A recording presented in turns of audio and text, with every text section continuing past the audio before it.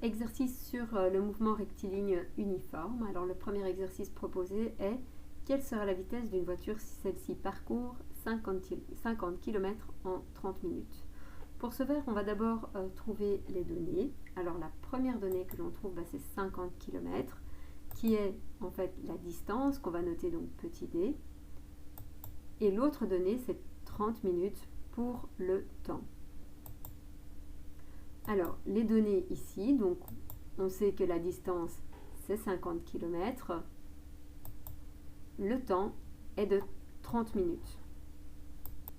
Or, la vitesse, elle est en mètres par seconde, ce qui signifie qu'on ne va pas pouvoir laisser 50 km. Le 50 km, on va devoir le convertir donc en mètres. Donc pour cela, je mets mon 50, donc 50 km. On n'oublie pas que ça peut sortir du tableau des unités sans aucun souci. Et puis, effectivement, je rajoute les zéros pour arriver jusqu'au mètre. Donc, ce qui signifie que 50 km, ça équivaut à 50 000 mètres.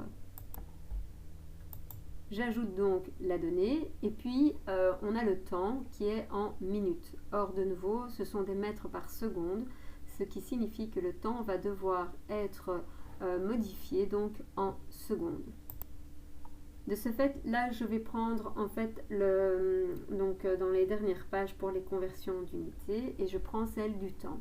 Alors, qu'est-ce qui se passe? C'est que ici, je vais avoir 30 minutes, okay, et moi, je veux les mettre en secondes. Donc, il va falloir que je choisisse le bon outil. Donc, ici, on voit qu'on a les secondes vers les minutes ou les minutes vers les secondes, les minutes vers les heures ou les heures vers les minutes et les secondes des heures ou les heures vers les secondes. Alors, comment est-ce qu'on a déterminé tout ce qui est là au-dessus? Tout simplement parce que je sais que une minute, c'est 60 secondes. Donc, si je vais par là, eh bien, si je fais 1 fois 60, ça fait 60. Et si je fais 60 divisé par 60, ça fait 1. Même chose pour ici. Une heure, c'est 60 minutes. Donc, si je fais 1 fois 60, ça fait 60. Et si je fais 60 divisé par 60, ça fait 1. Alors, pour les heures vers les secondes, donc on a vu précédemment que une heure, c'était 3600 secondes. Donc, ça veut dire que pour aller de 3600 vers 1, je dois diviser par 3600, donc ce qui fait 1. Et pour aller de 1 à 3600, je dois faire donc fois. Donc ici, le truc, c'est que j'ai donc 30 minutes vers des secondes. Donc en fait, on est dans ce cas-ci. Donc simplement, ici, je vais mettre 30 minutes. On voit que je veux ma réponse en secondes. Donc je dois faire 30 fois 60. Donc je vais faire 30 fois 60. Donc je prends de nouveau la calculatrice.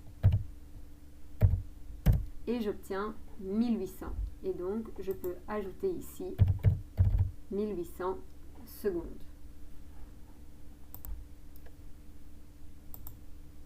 Alors, quel est mon inconnu? Eh bien, c'est la vitesse. La résolution, eh bien, on va d'abord mettre donc la formule qui est la vitesse est égale à la distance sur le temps. Ensuite, je vais remettre mes données donc de la distance que j'ai ici pour la distance et en dessous le temps où j'ai la réponse ici. Alors, 50 000 divisé par 1800, eh bien, ça fait donc 50 000 divisé par 1800 et ça va me donner donc 27,77777. Donc, ou 28. Alors, ou 100 km par heure, on avait vu donc précédemment que si je voulais avoir les mètres par seconde en km par heure, je devais faire donc fois 3,6. Donc, si je veux fois 3,6, et on voit que j'obtiens donc bien 100 km/h.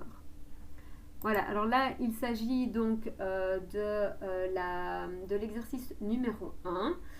Je vous propose donc de faire l'exercice 2, 3 et 4 et quand vous avez terminé, de regarder la vidéo qui corrige ces 3 exercices.